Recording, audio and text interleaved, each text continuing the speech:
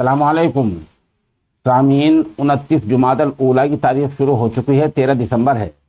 खबर का उन्वान है पार्लियामेंट में हंगामा मचाने वाले 4 गिरफ्तार और 2 फरार। आपको पता है कि आज सुबह पार्लियामेंट में हंगामा हुआ है, लोगों ने स्मोक अटैक किया है और यानी वहां धुआं छोड़ा है। खबर थोड़ी तफसील से सुनिए।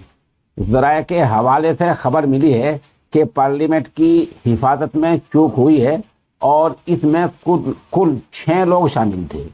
2 लोकसभा के अंदर पकड़े गए हैं और 2 पार्लियामेंट के बाहर पकड़े गए हैं, जबकि 2 फरार बताए जा रहे हैं। उनको ढूंढा जा रहा है। बताया जाता है कि सभी मुलजिम गुरुग्राम में रुके थे। अब जांच एजेंसियां इसकी जांच में लगी हुई हैं।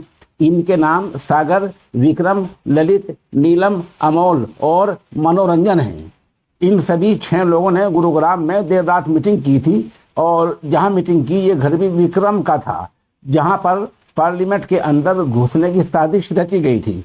पुलिस को कुछ लोगों के मोबाइल फोन नहीं मिले हैं, जिनके बारे में जांच की जा रही है। मुलजिमों के मोबाइल फोन की बरामदगी से जांच काफी आगे बढ़ सकती है और बेहतर हो सकती है, इसलिए पुलिस टीमें उनसे पूछताछ कर रही हैं। वहीं पीले और लाल रंग का धुआं छोड़ने वाली कैन लेकर पार्लियामेंट के अंदर और बाहर मुजाहरा करने वाले 4 लोगों को पुलिस ने गिरफ्तार कर लिया है। गिरफ्तार किए गए मुलजिमों में 3 मर्द और 1 खातून शामिल है।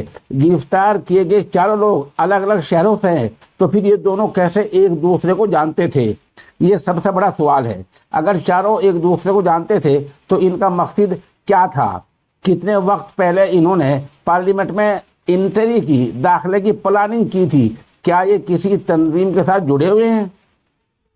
पार्लियामेंट के अंदर और बाहर हंगामा मचाने वाले 4 मुलजिमों की पहचान नीलम, अमोल शिंदे, सागर शर्मा और मनोरंजन डी के रूप में की गई है।